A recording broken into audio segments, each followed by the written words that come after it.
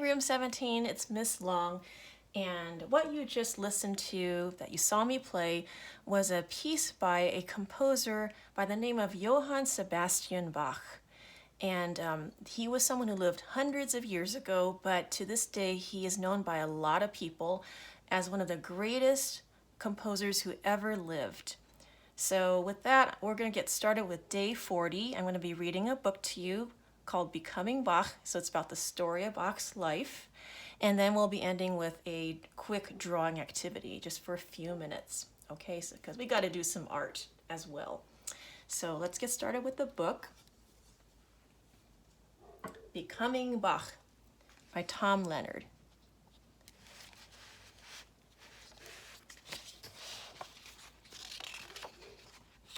That's the title page, beautifully illustrated. Becoming Bach. Everything about this book is so musical. I mean, look, even this portrait of him as a child is very musical, just all the musical notes.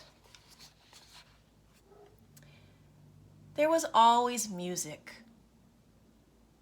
And you see, it's kind of like, you see time passing. It starts with the caveman playing on a little, looks like a little woodwind instrument, and then you see the Egyptians. These are medieval people who lived in the medieval times, Renaissance period. Those are time periods you're going to learn about later on in school. And then here we have Johann Ambrosius Bach. So he must be a relative, and it looks like he's playing the violin.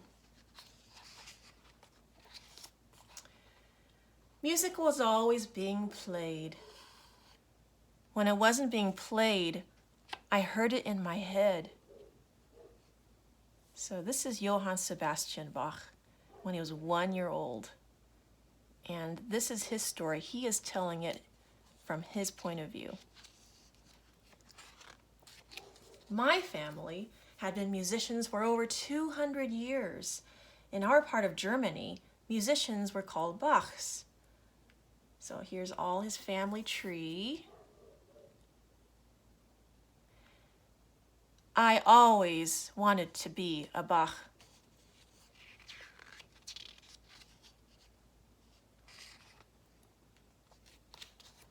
We would bring our instruments and play and sing on a hillside. Even our picnics had music.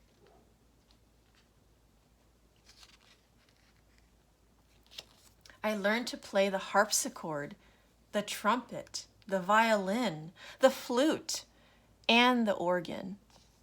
And I sang in my strongest voice.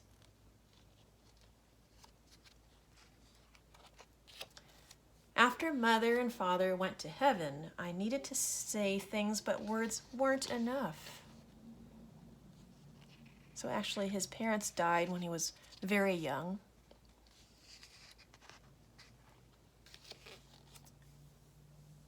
So he moves, right? I walked over 30 miles with my brother, Johann Jacob, to live with our oldest brother, Johann Christoph. He taught me music. So he moves to this city called Ohrdruf in 1694. Wow, that was a long time ago. I loved to copy music, but my brother hid the hard music from me. I found it when he was sleeping at night and copied it. All of it.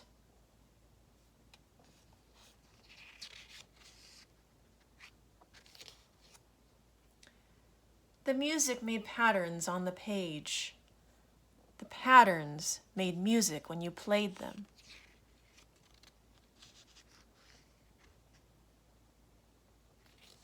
Patterns like the designs on my mother's dress, patterns like the ripples on the surface of the river.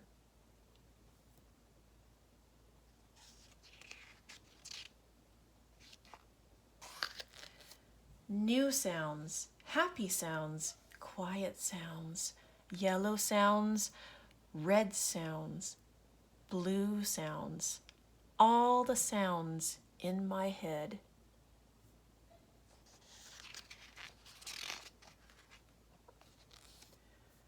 I needed to make patterns, so I wrote music. Patterns of sound, patterns of invention. Just 7 notes.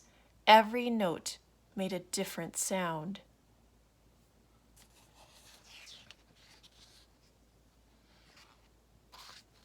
Ooh, I'm going to turn this page just a bit so you can see it better. Just 7 notes. 2 notes together made a different sound. 3 notes together made an even more different sound. What sounds could I make with 7 notes? This is quite amazing.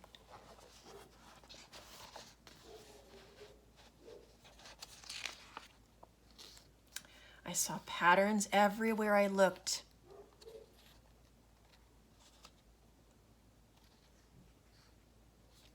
When I got my first job as a church organist, I sat down at the organ.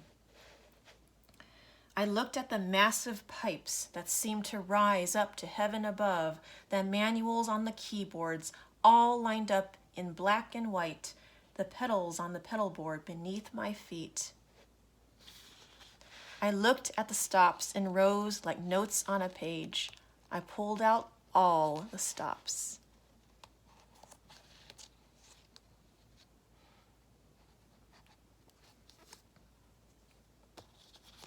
Here we go again. I gotta turn this around so you can see it.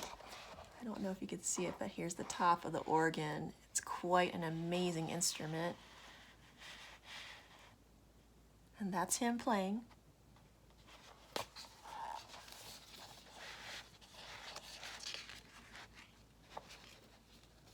And I produced the largest sound possible, a sound that could be heard for miles. It was a mighty sound. It was a sound that would be heard forever. It was the sound in my head.